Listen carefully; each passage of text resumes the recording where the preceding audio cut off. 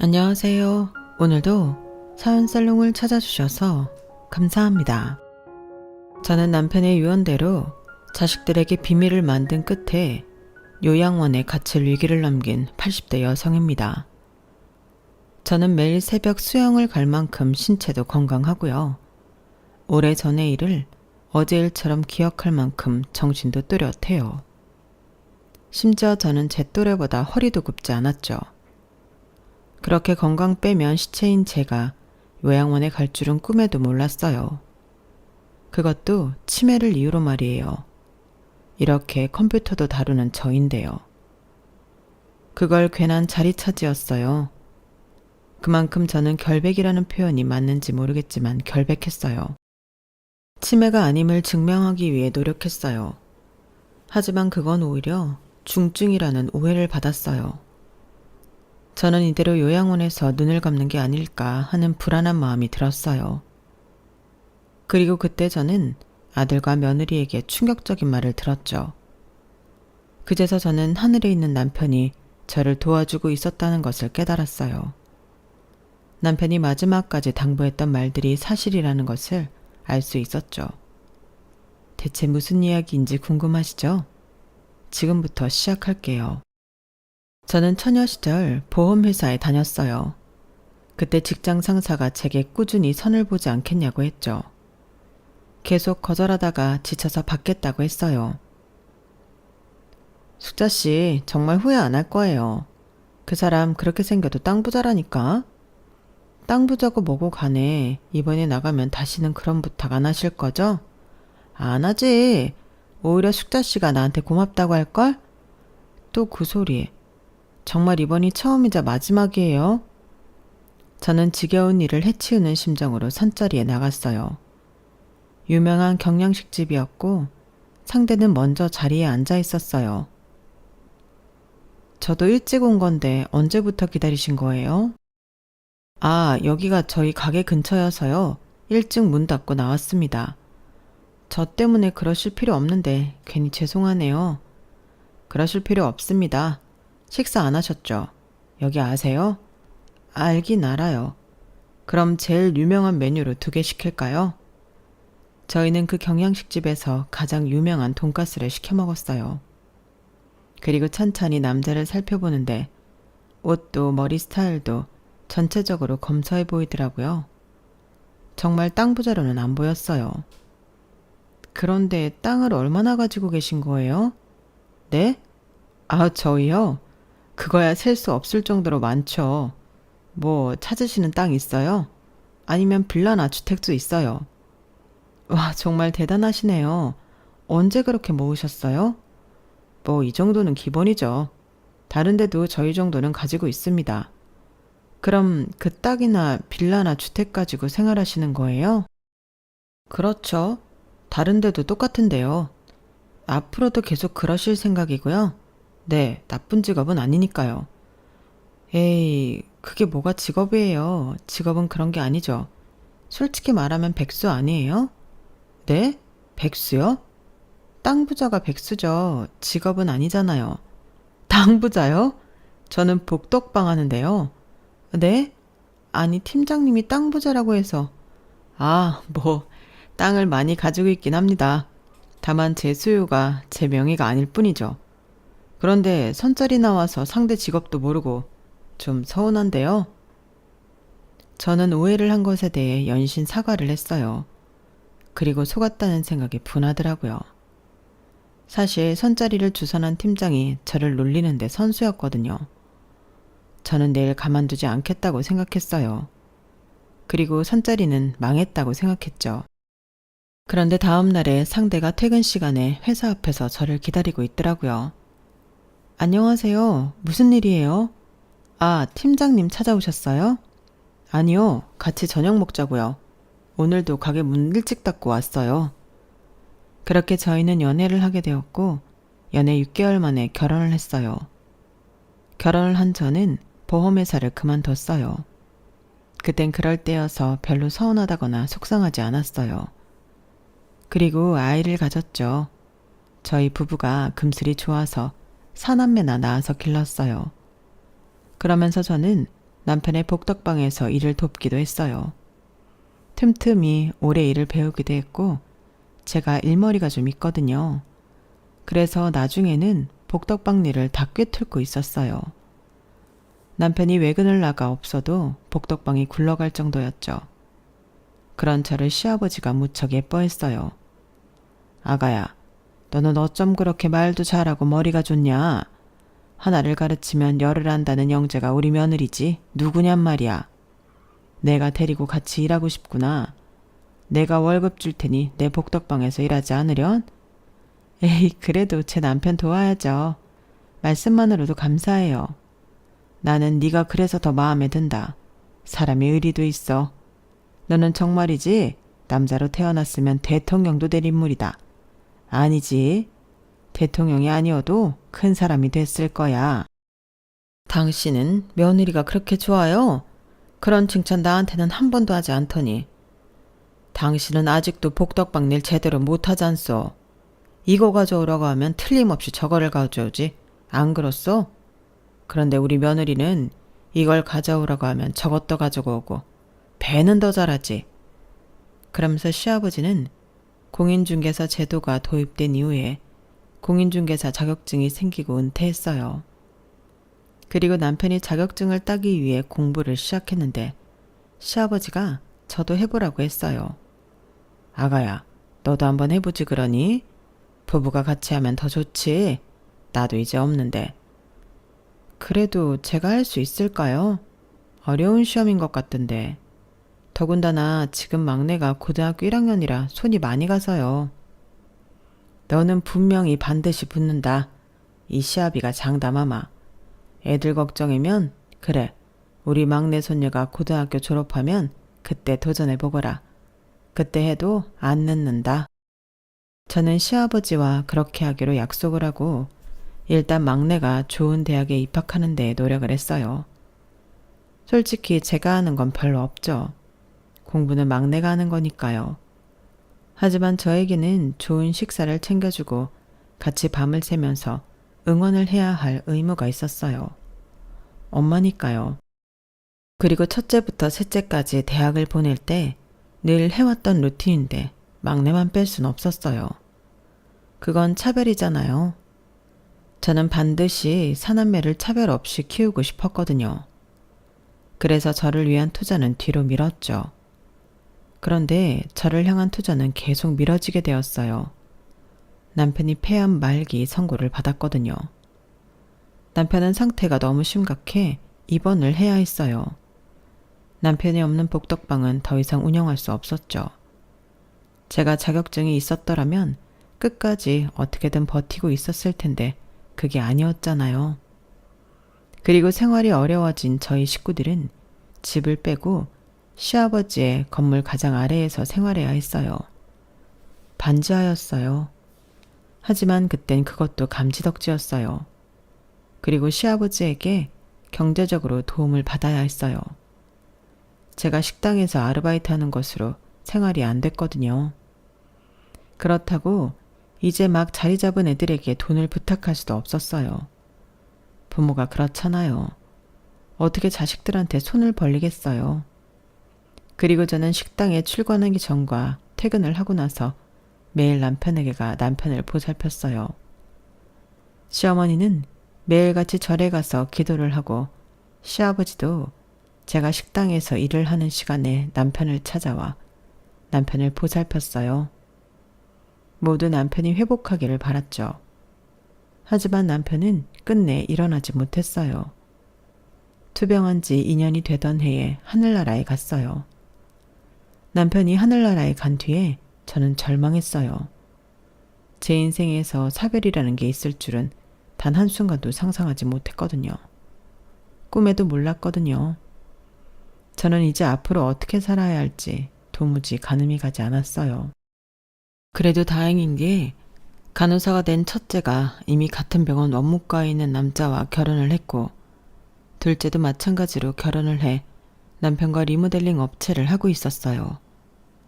저의 손을 완벽하게 떠나 각자의 가정에 최선을 다하고 있었죠. 그래서 다행이었어요. 그런데 문제는 셋째와 넷째였어요. 그 애들의 대학 등록금이 문제였어요. 정말 걱정이야. 그렇다고 애들 보고 휴학해서 등록금 벌어 알아서 다니라고 할 수도 없고, 자퇴를 하라고는 더더욱 할 수 없고, 그렇다고 내가 벌어서 둘 다 보내기엔 무리인데. 제가 방에서 친구와 전화를 하며 고민을 털어놓고 있었어요. 그런데 그걸 아들과 막내딸이 들었나 봐요. 제가 전화를 끊고 거실로 나오자 밥상을 차려놓고 기다리고 있더라고요. 어머, 너희들이 한 거야? 고마워. 얼른 먹자. 엄마가 늦게 나왔지? 미안해. 우리 아들은 휴가 나왔는데 엄마 식당 가느라 얼굴도 많이 못 봤네. 밥도 제대로 못 차려주고. 오히려 엄마가 밥상을 받을 줄은 몰랐네. 엄마가 미안해. 아니에요, 엄마. 나 생각해봤는데 말뚝 박으려고요. 말뚝 박는다니? 군인이 되겠다고? 네. 생각해보니까 제대해서 대학 졸업할 때까지 엄마한테 손 벌릴 수도 없고, 그렇다고 지금 상황에서 제대하고 취업하기엔 누가 써주겠어요? 공장이나 다니겠죠. 그건 내가 싫으니까요. 그런데 지금 부사관 자리가 있어? 안 그래도 저한테 제의가 들어와서 고민 중이었어요. 될지 안 될지는 모르지만 도전해보려고요. 마음이 섰어요. 네가 그렇게 하겠다면 어쩔 수 없지만 괜찮겠어? 네, 괜찮아요. 이렇게라도 먹고 살 수 있는 게 어디예요. 아들이 그렇게 말하는데 저는 제 고민을 아들이나 막내딸에게 완전히 들켜버렸다는 걸 알았어요. 그래서 정말 아들에게 미안했어요. 복귀하는 날까지 미안해서 얼굴도 제대로 못 봤어요. 그리고 막내딸은 그날 이후로 죽어라 공부만 하더라고요. 코피를 흘리는 게 보통 일이었어요. 그러더니 졸업할 때까지 전액 장학금을 받고 다녔어요. 정말 엄마로서 미안하면서 고마웠어요. 대견했어요. 그리고 그때까지는 제가 자식 농사를 잘 지었다고 생각했어요. 시작은 첫째의 이혼이었어요. 이혼 사유는 믿었던 사위의 외도였어요. 제가 충격을 받은 만큼 딸도 큰 충격을 받아 저희 집으로 왔어요. 어떻게 내 동료랑 바람을 피울 수 있냐고요. 엄마, 나는 이제 그 어떤 누구도 믿을 수가 없어요. 그러니까 어떻게 그런 일이 있을 수 있니? 사과는 했어? 아니, 정말 바람 피운 게 맞대? 네가 오해한 걸 수도 있잖아. 오해요? 마감한 병원에서 둘이 지지고 볶는 거 내가 다 봤는데 그게 어떻게 오해예요? 내가 그때 지갑을 놓고 가길 천만 다행이지. 시인했니? 이혼은 하겠대? 소송할 거예요. 아주 빈털터리로 만들 거예요. 어차피 귀책 사유는 그 인간한테 있어요. 애들도 내가 다 데려와야 하는 마당에 전 재산 다 달라고 할 거예요. 첫째는 정말 이혼 소송을 했어요. 그리고 다행스럽게도 원하는 만큼의 돈을 얻었죠. 위자료와 양육비를 넉넉하게 받았어요. 그리고 살던 집도 첫째의 명의가 되었죠. 하지만 그 이후로 첫째는 사람을 전혀 믿지 못하고 고슴도치처럼 나를 세웠어요. 상처가 좀처럼 아물지 않았죠. 그리고 첫째를 시작으로 장학금을 받고 다닌 학교를 졸업한 막내가 2년 동안 취직이 안 됐어요. 막내가 영문학과를 나왔는데 그 어디에도 서류 탈락이었어요.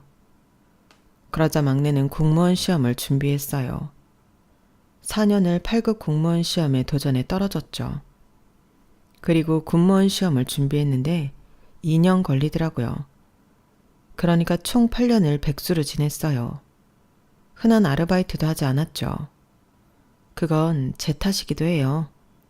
공부만 해도 모자라니 일하지 말라고 했거든요.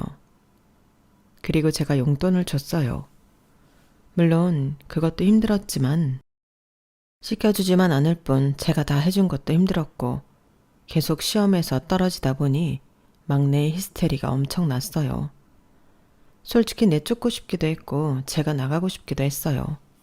그래도 결국에 붙었으니 다행이라고 해야 할까요? 그리고 둘째가 난임 판정을 받았어요. 여보세요? 웬일이야? 엄마, 저 오늘 산부인과 갔다 왔어요. 너 설마... 아니요. 그런 일이 있었으면 좋았겠지만 그런 게 아니라 저 난임이래요. 뭐 난임?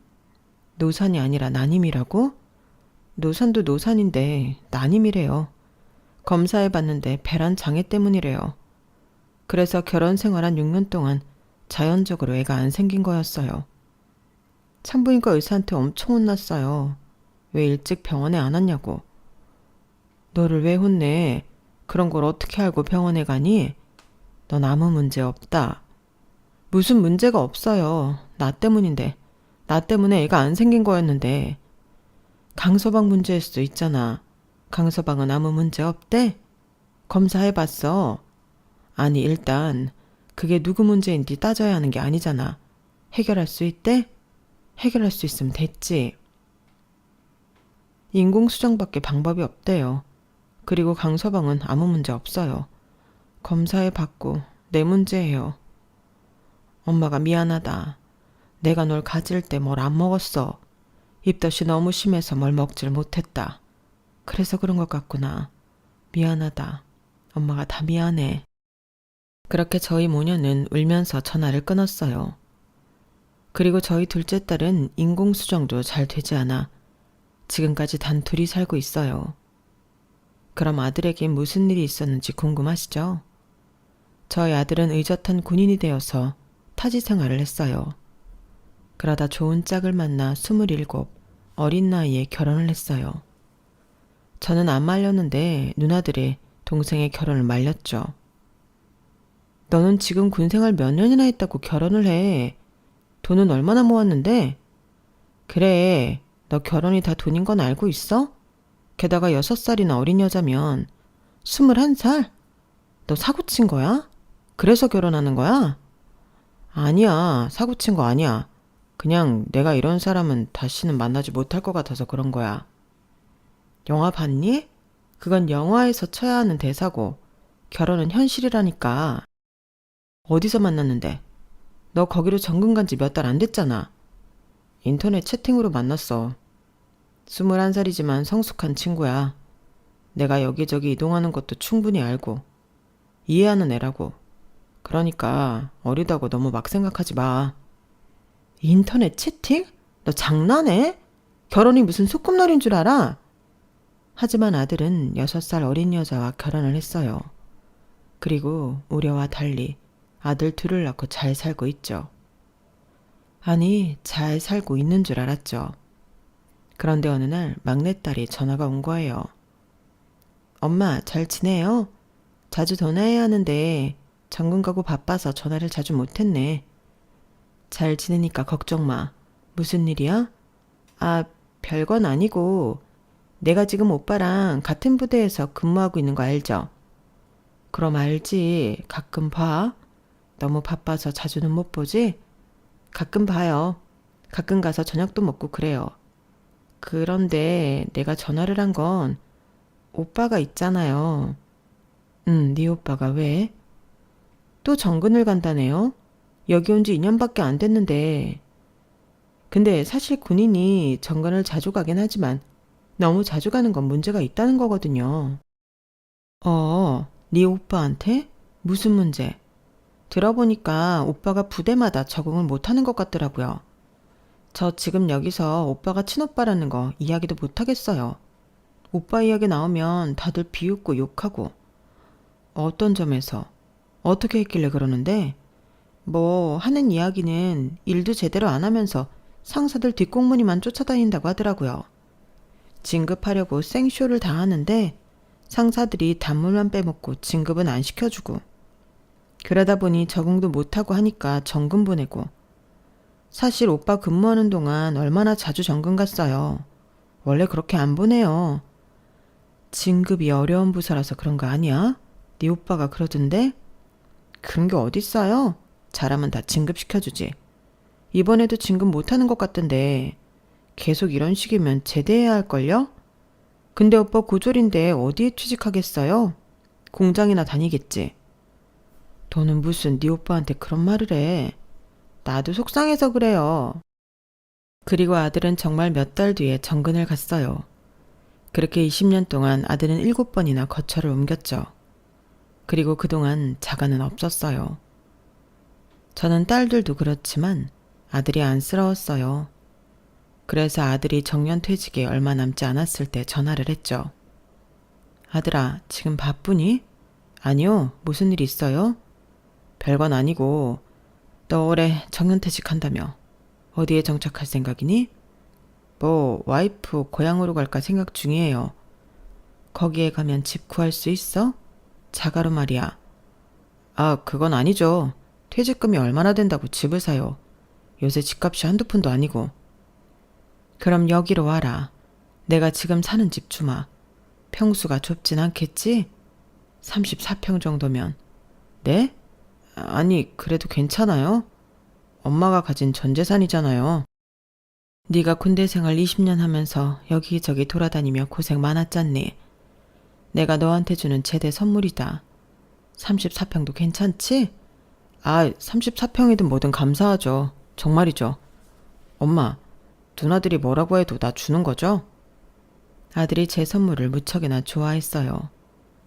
그렇게 저는 아들 부부가 귀향할 것을 기다렸죠. 그런데 아들 부부가 이사 날짜보다 앞선 날짜에 집에 왔어요. 그래서 같이 즐거운 이야기를 하며 점심을 먹었어요. 그런데 제가 자꾸 졸리더라고요. 그래서 잠깐 방에 들어가 눈을 붙였어요. 그런데 눈을 뜨니 병원이더라고요. 지나가는 간호사를 붙잡고 여기가 어디냐고 물었어요. 죄송한데 여기가 어딘가요? 네? 햇빛 요양원인데요. 요양원이요? 그러고 보니 제가 환자복을 입고 있었어요. 저는 이게 혹시 꿈인가 싶어서 볼을 꼬집었는데 아프더라고요. 잠시만요. 그런데 제가 왜 여기 있죠? 네, 할머님. 할머님이 지금 많이 아프셔서 여기 있는 거고요. 조금 있으면 약 먹을 시간이니까 잠깐 기다리세요. 약이라뇨? 저 아픈데 없는데요. 저 간호사님, 이분 뭐 때문에 오셨어요? 이분이요? 오늘 아침에 오셨는데 치매 있으시다던데요. 아, 그래서 자꾸 이상한 말 하는구나. 대충 정리하고 데스크로 와요. 식사 왔대요. 치매요? 잠깐만.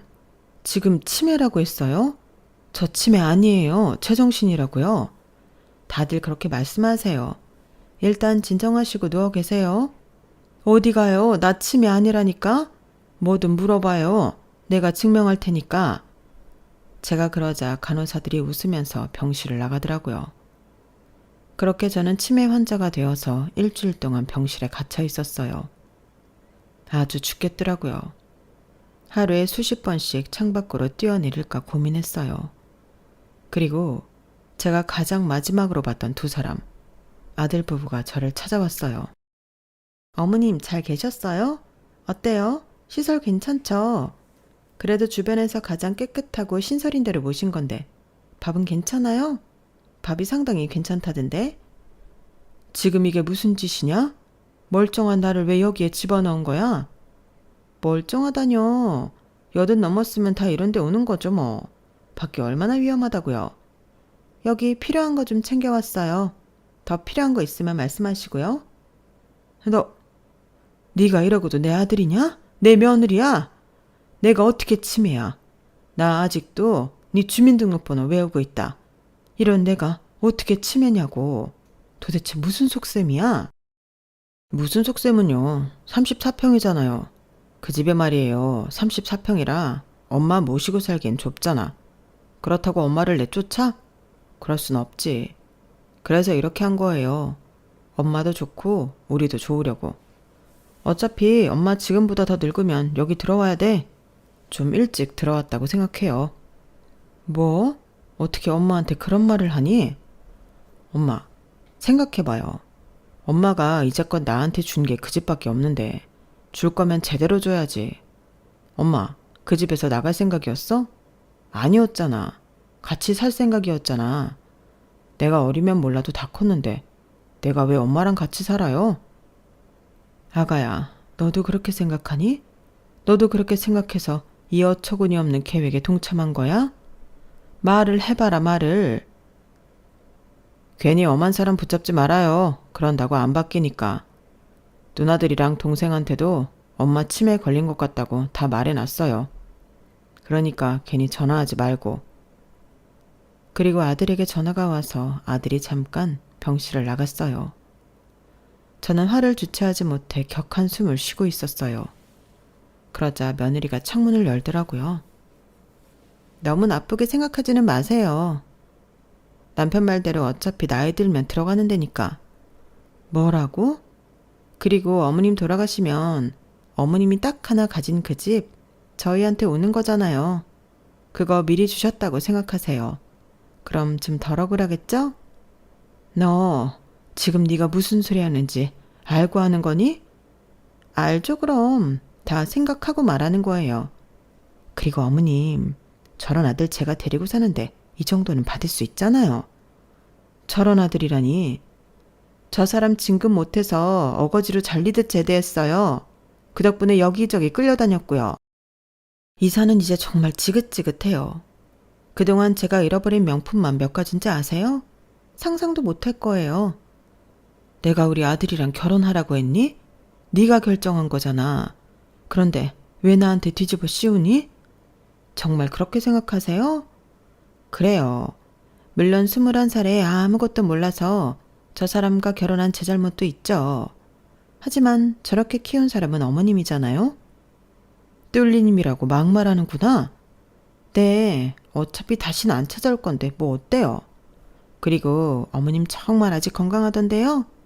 수면제 반알로 기피도 잠들더라고요. 약발 잘 받네요. 그 덕에 일이 쉬웠어요. 네가 나한테... 그러니까 애초에 나가지 그랬어요. 제가 무슨 죄를 지어서 이 나이에 시댁살이를 해요. 그때 한 간호사가 들어왔어요. 그 간호사를 보더니 며느리가 반갑게 부르더라고요.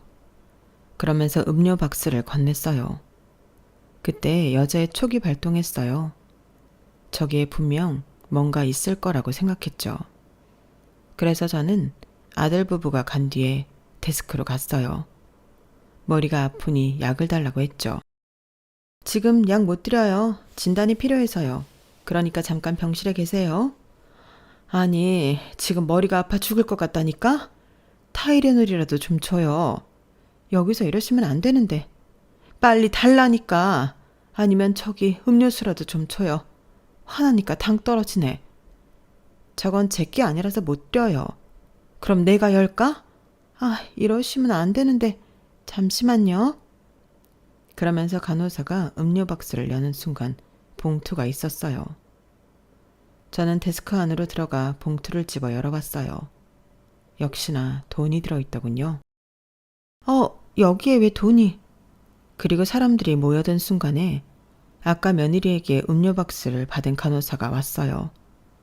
봉투를 보더니 놀라 낚아채더라고요. 이게 뭔지 지금 나한테 설명해요. 왜 남의 물건에 손을 대세요? 내 며느리한테 받았지. 분명히 내가 봤어. 이게 무슨 돈인지 지금 나한테 설명해요. 그렇게 실랑이를 하다가 결국엔 간호사가 실토를 했어요. 장기 요양 등급이 6등급인 저를 요양원에 입소시키는 조건으로 받은 돈이라고요.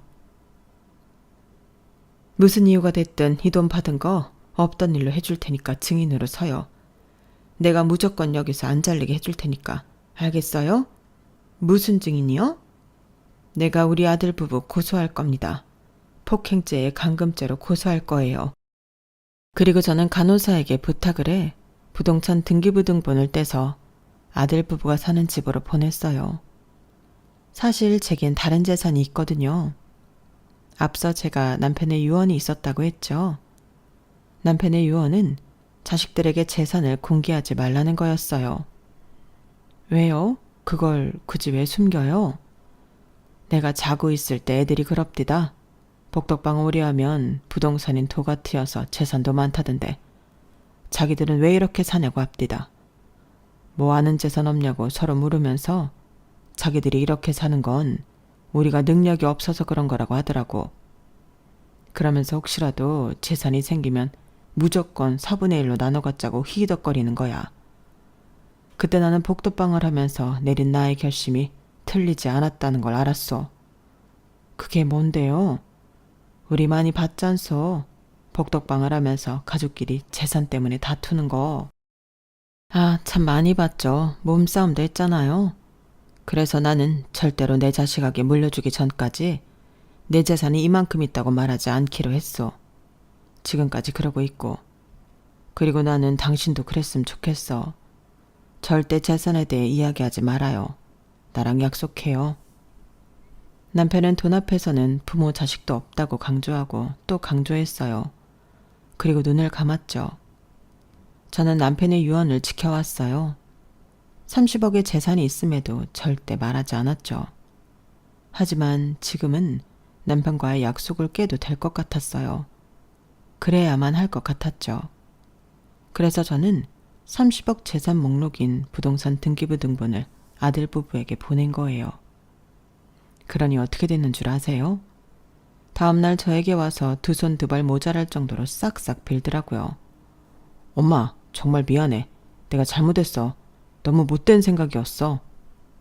아들로서 그러면 안 되는데 내가 정말 미안해. 지금이라도 집으로 가자.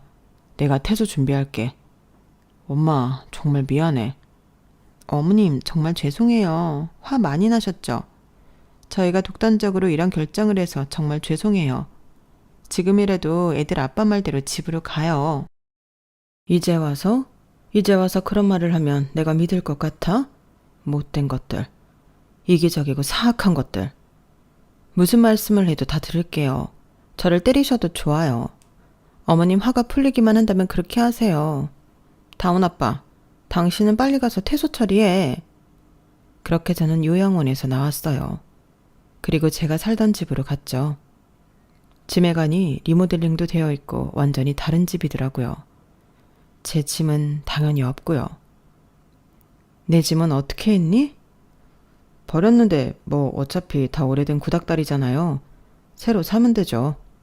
구닥다리? 다 니네들 키우는 데 썼던 귀한 것들인데 구닥다리라고? 엄마도 참 죄다 오래된 것들에 멀쩡한 게 없던데요. 제가 다시 다 사드릴게요. 필요한 거 있으면 말해요. 그리고 다음 날엔 나머지 세 딸들이 집으로 찾아왔어요. 다짜고짜 재산 이야기를 하는 것 보니 아들이 제 재산에 대해 말한 것 같더라고요. 그때 집안 분위기를 생각하면 꼭 월드컵 같았어요. 사남매 모두 입이 귀에 걸려서 어쩔 줄을 몰랐죠. 같이 있던 며느리와 사위들도 마찬가지였어요. 그때 제 기분이 어땠는 줄 아세요? 정말 원통하고 분하고 속이 부글부글 끓다 못해 터지는 것 같았어요. 그리고 둘째 사위가 그런 말을 하더라고요. 그 말이 시한폭탄이었어요. 그런데 어머님은 앞으로 여기서 사는 거예요? 사위가 그 말을 하고 잠깐 정적이 이어지더니 갑자기 사남매가 싸우기 시작했죠. 내가 첫째니까 내가 모셔야지. 언니는 이혼한 마당에 혼자서 어떻게 엄마를 모셔? 내가 모셔야지. 네 남편이 참 좋아하겠다. 아니지, 장남인 내가 모시는 게 맞지. 어차피 엄마는 여기서 살았으니까 그냥 원래 살던 대로 여기서 살면 돼. 오빠는 엄마 요양원에 버려서 자격 박탈이야. 엄마, 나랑 살아요. 어차피 나랑 산 세월도 길었으니까. 사남매는 제 의사는 묻지도 않고 자기가 모시겠다고 기를 쓰며 싸웠어요. 물론 그건 다 제 재산 때문이었죠. 그 전까지는 80이 넘도록 모시겠다는 말을 일절 안 했으니까요. 저는 상황이 이렇게 되자 씁쓸하기까지 했어요. 그리고 남편의 유언이 사실이라는 것을 또 한 번 깨닫고 결심을 했죠. 그만하거라. 다 시끄럽다. 다들 내가 30억 재산이 있어서 날 모시겠다고 말을 하는 것 아니냐? 속 보인다. 검은 속 내가 다 보인단 말이야. 더럽다. 더럽고 치졸해. 엄마는 무슨 말을 그렇게 해요?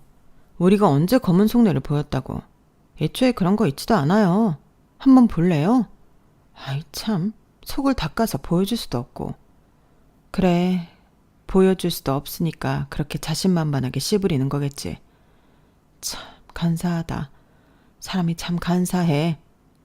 그리고 내가 단언하건대 절대 단 한 푼도 너희들에게 재산 상속하지 않을 거다. 정말 단 한 푼도 너희들 누구에게도 주지 않을 거야. 그럼 어떻게 하려고요? 우리한테 안 주면 누굴 주려고요? 사회의 환원이라고 하려고요? 그래, 맞다. 나 내 모든 재산을 사회에 환원하거나 불우한 이웃에게 쓸 거다.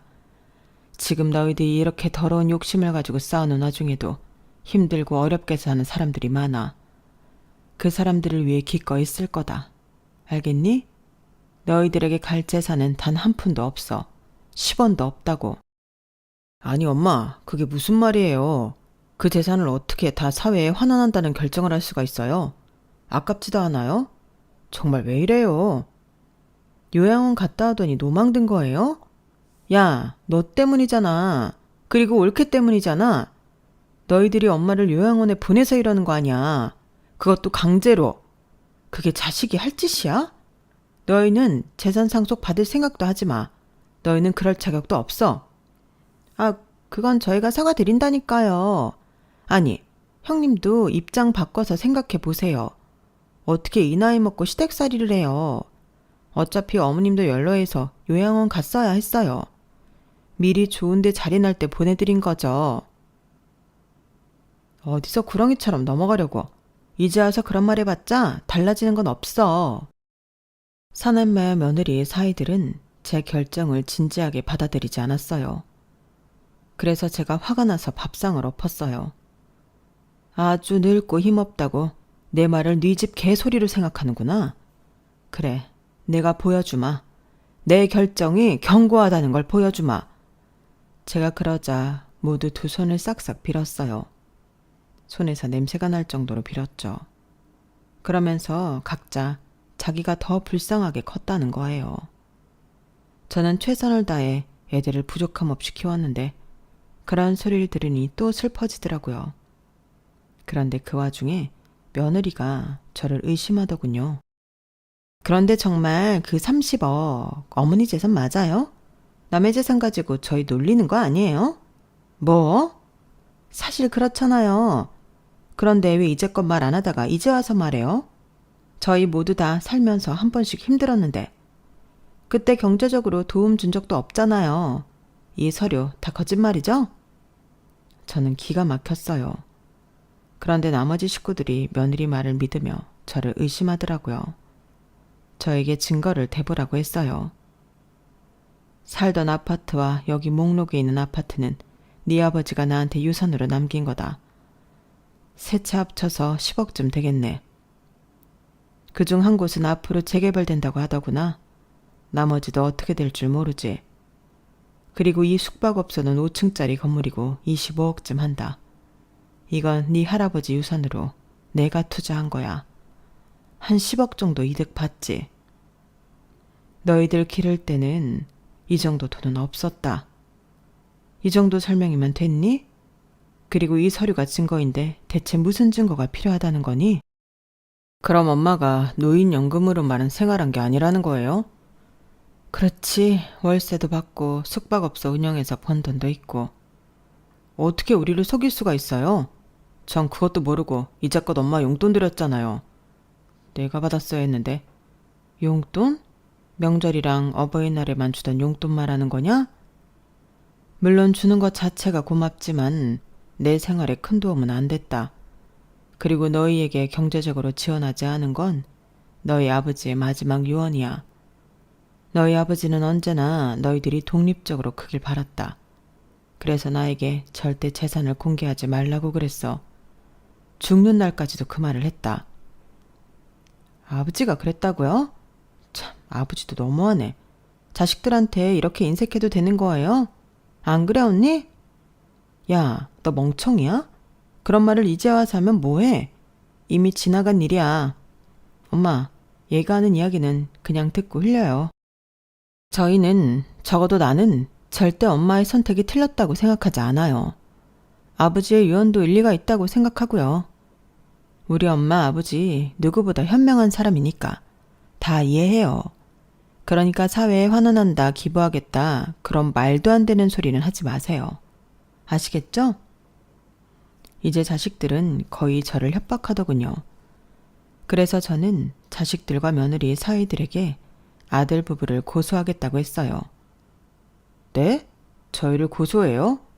그래, 너희들을 폭행죄와 감금죄로 고소할 거다. 저희가 언제 어머님을 폭행하고 감금했다고 그래요? 그런 증거가 어딨어요? 폭행이 무조건 때리고 맞아야만 폭행인 줄 아니? 너희들이 고의적으로 악의적으로 나에게 그렇게 한 것도 폭행이다. 그리고 너희가 나를 가둬야만 감금이냐? 너희들이 계획적으로 요양원에 넣은 것도 감금이지. 내가 다 물어봤다. 너희들 충분히 고소할 수 있다더라. 그리고 증거? 증거는 없어도 증인은 있고, 그리고 없다면 증거야 너희들이 그랬던 것처럼 만들면 돼. 내가 그것도 못하겠니? 그러자 아들 부부가 눈물을 흘리며 제 앞에서 무릎을 꿇고 싹싹 빌었어요. 엄마, 잘못했어요. 다시는 그런 일 없는 거예요. 제발 한 번만 봐주세요. 제가 감옥 가면 우리 애들한테 뭐가 돼요? 한 번만 봐주세요. 제가 정말 죄송해요. 어머님, 그런 생각하지 마세요. 저희가 정말 잘못했어요. 애들 아빠 말대로 저희가 감옥 가면 애들 볼 면이 안 서요. 어머님도 엄마시니까 아시잖아요. 그래, 나도 엄마니까 안다. 얼마나 쪽팔리겠니? 아마 너희들 감옥 가면 애들 혼삿길도 막힐 거다. 그러니까요.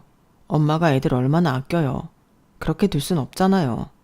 그러니까 고소는 하지 말아주세요. 아니, 그럴 순 없다. 나도 자식이고 부모기 때문에 도저히 너희들의 악행을 참을 수가 없어. 벌 받아야 한다. 벌 받아 마땅해. 그리고 저는 정말 아들 부부를 고소했어요. 재판을 했죠. 저의 요구로 국민참여재판으로 진행되었어요. 며느리에게 돈을 받은 간호사가 증인으로 신청되었고, 제가 고용한 사설탐정이 찾아낸 명백한 증거가 도움이 되었어요. 재판 내내 저는 배심원들에게 엄청난 동정심을 받았고, 아들 부부는 폭행죄와 감금죄가 인정되어 징역 2년을 선고받았어요. 사실 벌금형으로 끝날 수도 있었지만 죄질이 나쁘고 반성의 기미가 보이지 않아 징역형을 선고받았어요. 징역형을 선고받자 아들은 항소를 하겠다고 소리를 질렀고 며느리는 내내 울었어요. 그리고 아들 부부는 뭐가 억울했는지 모르겠지만 항소를 하더군요. 하지만 항소를 하고 난 뒤에도 판결은 동일했어요. 징역이었어요. 그렇게 아들 부부를 감옥에 보내는데 성공했어요. 그리고 아들 부부가 끌려가기 전에 손자가 제가 있는 앞에서 아들 부부에게 그러더군요. 앞으로 어머니 아버지 얼굴 못 볼 것 같아요. 저도 살아야죠. 결혼도 해야 하고요. 감옥살이한 부모를 두느니 차라리 구하라고 할래요. 그럼 이제 앞으로 저한테 연락하지 마세요. 찾아오지도 말고요. 아니, 어떻게 부모한테 그런 말을 하니? 내가 너를 그렇게 키웠어? 아버지가 그런 말 하면 안 되죠. 할머니를 강제로 요양원에 가둔 주제에 그런 말을. 그것도 할머니 앞에서 하면 안 되죠. 염치도 없네요. 부디 감옥에서 진정으로 뉘우치길 바라요. 그리고 할머니, 제가 대신 죄송합니다. 앞으로 찾아뵐 일은 없겠지만 건강하세요. 손자가 자리를 떠나고 아들 부부는 허망한 표정을 한 채로 감옥으로 끌려갔어요. 재판을 마치고 큰딸의 차를 타고 집으로 갔어요. 아들의 명의에서 제 명의로 옮긴 되찾은 저의 집으로요. 그리고 나머지 자식들도 모두 저희 집으로 모였죠. 분위기는 조금 먹먹했어요. 다들 쉽게 말을 꺼내지 못했는데 막내딸이 입을 열었어요. 그럼 정말 오빠는 빨간 줄 그이는 거야? 너는 다 보고도 그런 걸 왜 물어? 당연히 그렇지. 뭐 잘못하긴 했으니까. 그런데 기분이 좀 이상하네. 아까 조카가 하는 말 들었지? 걔도 그렇게 안 봤는데 참 애가 냉정하네. 아무리 그래도 자기 부모인데 감옥에 갔다고 버리냐? 그렇게 생각할 것도 없어. 어차피 걔가 책임져야 했어. 그리고 조카의 결정도 전혀 이해가 안 되는 것도 아니잖아. 그럼 우리 재산 분할은 3분의 1 하면 되는 건가? 그렇지. 걔는 이제 우리 집안 사람 아니야. 내가 걔 충격받을까봐 그 말을 못했는데 내가 엄마였으면 호적에서 아예 파버렸을 거야. 쪽팔리게. 어떻게 그런 걸 자식으로도? 안 그래요, 엄마? 그건 내가 알아서 하마. 너희들하고 상의할 문제도 아니고. 그런데 아까 재산 얘기했니? 내가 분명히 말했잖아. 재산은 사회에 환원하거나 기부할 거다. 그 생각은 변함없어. 엄마, 자꾸 그럴래요? 아깝게 그걸 왜 그런데 써요? 내가 이제 더는 이렇게 지내지 못하고 요양원에 들어가기 전에 모두 그렇게 할 거다. 그러니까 너희들은 재산에 대해서는 입도 뻥긋 하지 마. 무슨 수를 생각하지도 마라. 잔머리 굴려봤자 다 들려. 네 동생, 네 오빠를 보면 모르니? 너희들도 감옥 가고 싶으면 뭐든 해봐라. 엄마, 어떻게 이렇게 자식들한테 인색해요? 동생이 잘못했지 제가 잘못했어요? 제가 이제껏 엄마한테 못해드린 게 있긴 하냐고요. 그래요. 엄마가 이제껏 우리한테 해준 것도 없으면서 그 재산도 안 준다고요? 기부를 해요? 미쳤어요? 더 말하기도 입 아프다. 나는 내 뜻을 전했으니 더 이야기 안 하마. 다만 덤비려거든 각오해라. 너희들이 무슨 수를 쓰면 나는 더한 수를 쓸 테니까. 엄마, 이런 식이면 저 이제 앞으로 여기 안 올 거예요. 엄마 쳐다도 안 볼 거라고요. 맞아요. 저 앞으로 이 집 방향으로 눕지도 않을 거예요. 그래, 그렇게 해라. 나도 이런 자식들이면 다 필요 없다. 차라리 구독사를 하는 게 낫겠다. 그게 내 마음이 편하겠어. 제가 그렇게 말하자 딸들은 모두 저희 집을 나갔어요.